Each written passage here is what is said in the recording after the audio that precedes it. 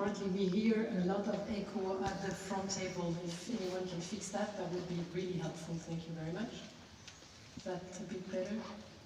Yeah. Photographers, thank you very much for stopping by yourself like you did before after 5 minutes. Thank you very much. And we will start directly with the questions. And please do not forget to tell in which language you want to do. Here? On the back, yes. Bonjour Didier, Vincent Duluc à l'équipe. Jusque-là, personne n'a réussi à marquer un but au Maroc. C'est la garde qui l'a marqué. Quelle est la raison principale qui a fait que personne n'a trouvé la solution jusque-là? Et est-ce que vous en auriez une? On va faire en sorte de la trouver, mais c'est factuel.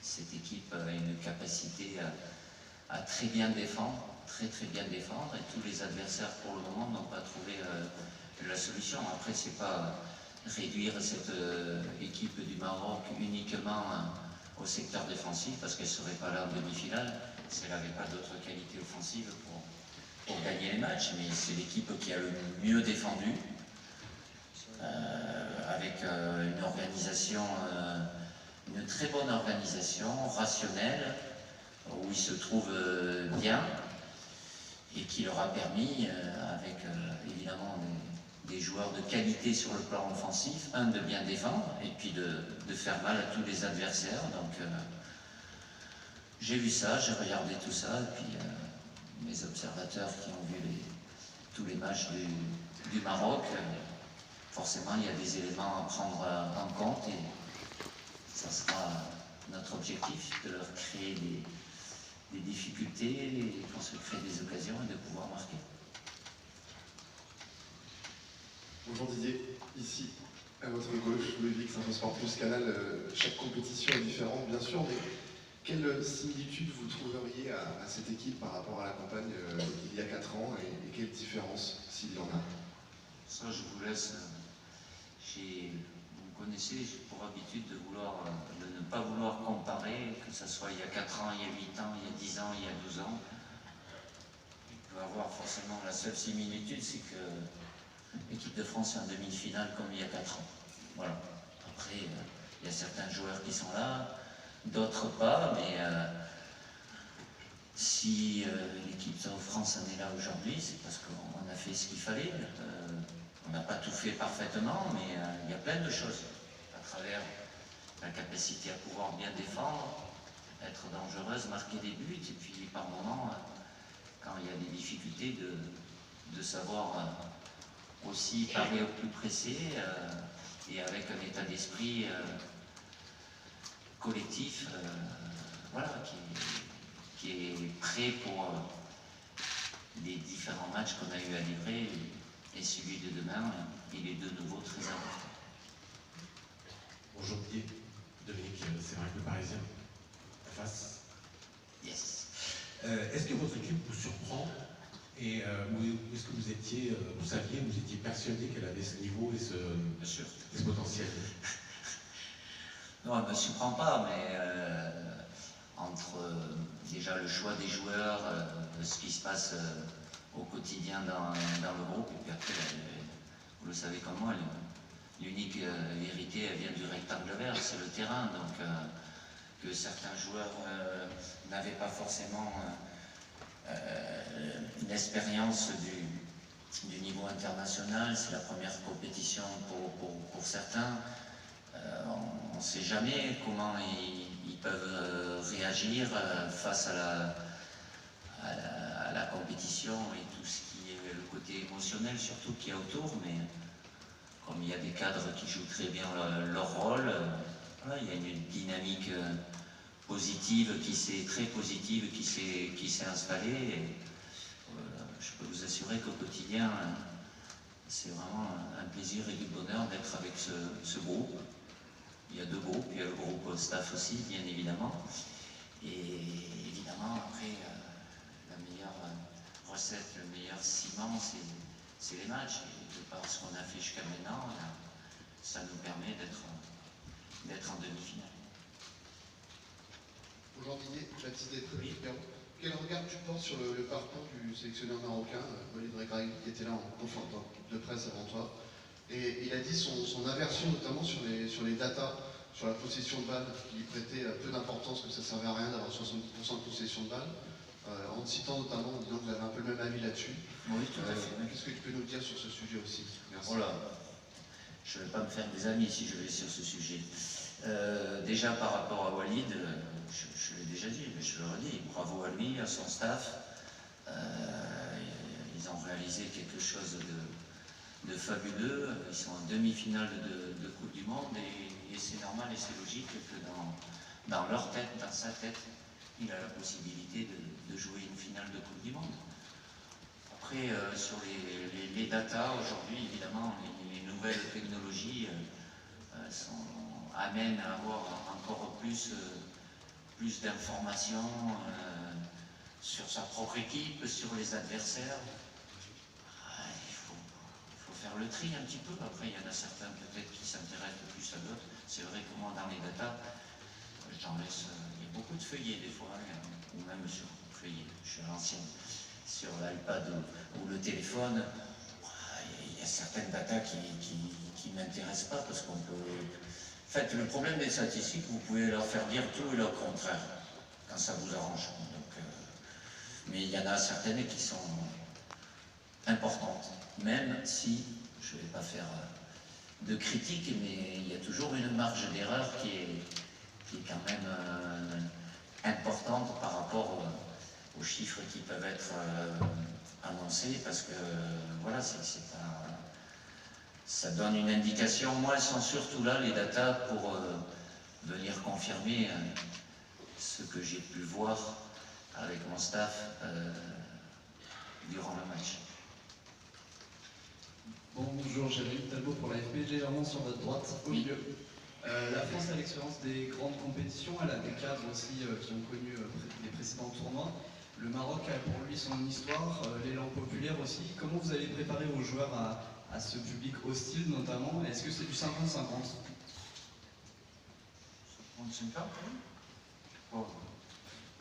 Le Maroc a de chances de jouer la finale, bien évidemment. Après, j'aime pas le terme hostile, parce que ça met tout de suite un aspect négatif. Ils ont une ferveur populaire qui est très importante, tant mieux pour eux. Ce que je peux vous dire, c'est que ça fait beaucoup de bruit. J'ai pu l'entendre, mes observateurs me l'ont dit, me l'ont répété. Mes joueurs sont prévenus, ça fait partie du contexte, c'est pas ça qui fait marquer des buts ou qui fait en prendre, mais le savoir avant, c'est toujours mieux, mais tant mieux pour eux, et c'est pas, ils l'ont eu jusqu'à maintenant, et c'est pas là demain en demi-finale face à nous que ça va être inférieur, bien évidemment. Donc préparer un match, c'est aussi se préparer à ce qu'il y aura sur le terrain, mais il y a un environnement et mes joueurs savent à quoi s'attendre. Question in English, Morten from TV2 Denmark. Antoine Griezmann has played a great tournament. What is the secret, in your opinion, of how to bring the best in Antoine Griezmann?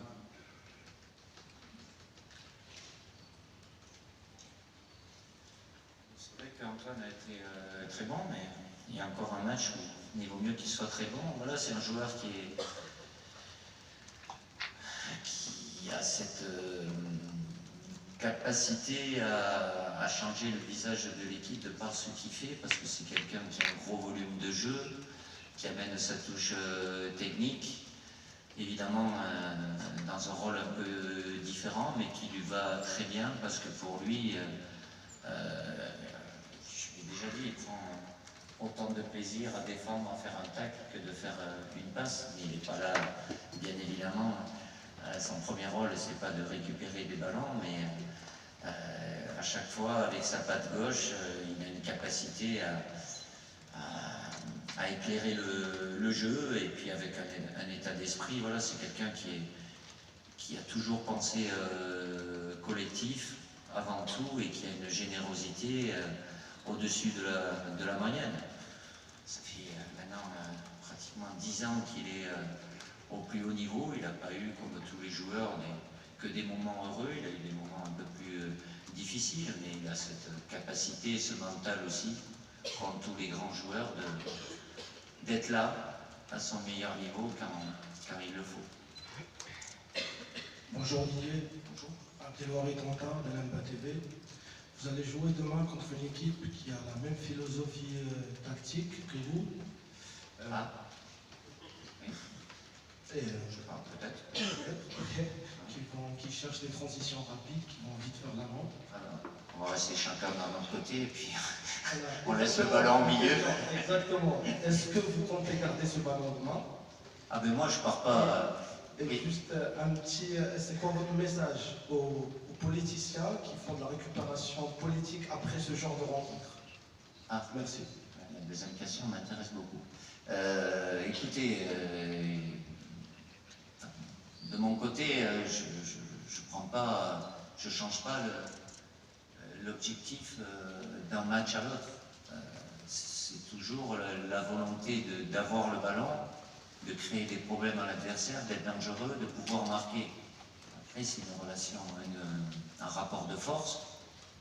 Et on a eu une équipe aussi qui avait eu peu de possession, c'était la Pologne, mais contre nous, elle en a eu beaucoup plus. Alors qu'on soit aussi habile que cette équipe marocaine sur des attaques rapides ou contre-attaques, il y a beaucoup d'équipes. Hein. Forcément, c'est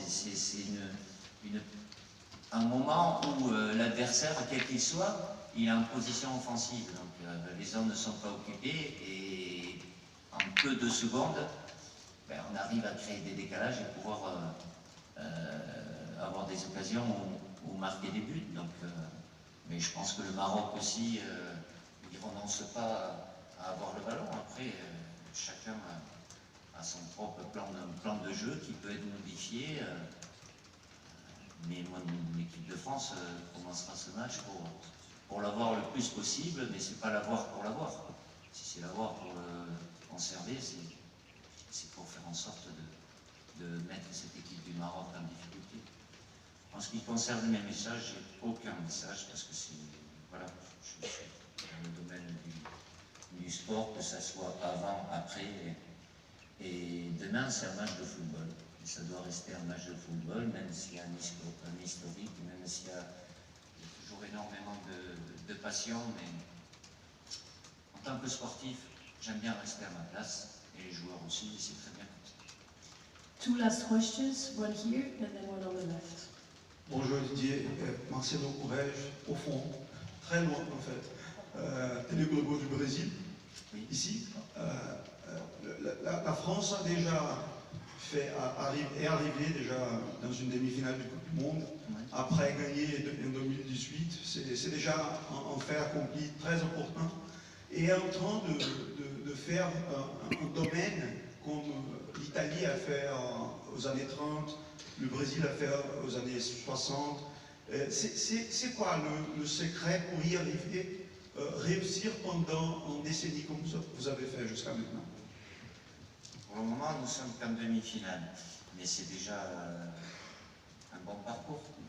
Bien évidemment, secret, il n'y a pas de secret. Il faut une amalgame de plein de choses. Forcément, évidemment, la première, c'est la qualité des joueurs. Parce que vous n'arrivez pas à un tel niveau de compétition sans qualité, mais la qualité ne suffit pas. Donc il y a besoin de d'autres ingrédients à travers la force collective, l'état d'esprit. Puis des matchs, des fois ça tient un peu, ça bascule aussi, mais quand on est un peu, comme on dit, sur le fil du rasoir, de faire en sorte que ça bascule de notre côté. Donc il n'y a pas de recette miracle. Vous parlez d'une période qui est bien lointaine. Ces équipes-là, ils sont arrivés d'une certaine façon. Nous, on est arrivés il y a 4 ans, vous savez, d'une certaine façon, mais ce n'est pas la seule façon. Est-ce que maintenant on peut continuer à? Peut-être que oui, peut-être que non. Moi, le maître mot, c'est s'adapter, donc je m'adapte à chaque fois, chaque jour, chaque matin, par rapport aux situations auxquelles je suis confronté, les joueurs que j'ai en face de moi. Mon objectif avec mon staff, c'est de tirer le meilleur de chaque joueur et le meilleur du collectif qui est ici les 24 jours. last question over there. Bonjour Didier, Nicolas Le Gardien de Sud-Ouest. Vous aviez pléthore de défenseurs centraux avec à choisir pour à côté de Raphaël Varane. Pourquoi Dayot ou Upamecano? Et est-ce que vous trouvez qu'il s'est transformé dans sa gestion émotionnelle, où il avait pu avoir être un peu friable sur certaines premières sélections? Déjà, Raphaël a fait le premier match, donc même si après on a pu le récupérer à son meilleur niveau. Dayot, forcément, il y avait je peux dire un blocage, mais sur le plan émotionnel ou psychologique, qui le freinait un peu dans son expression par rapport à ce que je peux voir de lui régulièrement dans ses matchs avec le Bayern de Munich, même s'il a eu un peu ça aussi la saison dernière, qu'il a moins. Donc, évidemment, c'est son mérite, et à travers les échanges qu'on a pu avoir, qu'il se sente plus relâché, plus en confiance, et c'est le cas, ce qui lui a permis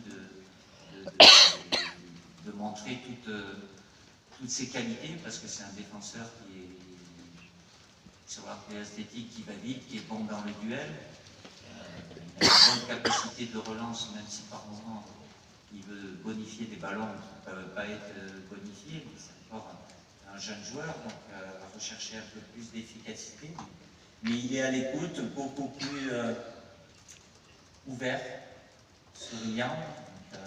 Mais ça ne se fait pas comme ça. Il y a des joueurs qui sont un peu plus, qui fait partie un peu plus introvertis, un peu plus timides, qui sont un peu dans la réserve. Et il faut accorder un peu plus de temps, parce que quand je suis convaincu, je ne peux pas dire sûr, parce qu'on n'est jamais sûr, mais convaincu que le potentiel est là, c'est quelque chose qui doit passer à un moment ou un autre, même si des fois, je peux être obligé à reconnaître que, de par la concurrence, il y en a d'autres sur le moment qui peuvent nous donner plus de garantie, mais je ne regrette pas d'avoir insisté, qu'il ait eu des moments plus ou moins difficiles avec nous pour connaître une période où il est plus relâché et il maîtrise beaucoup mieux son sujet. Thank you very much. This is the end of the press conference, and training tonight at 6, open for the first 15 minutes. Thank you.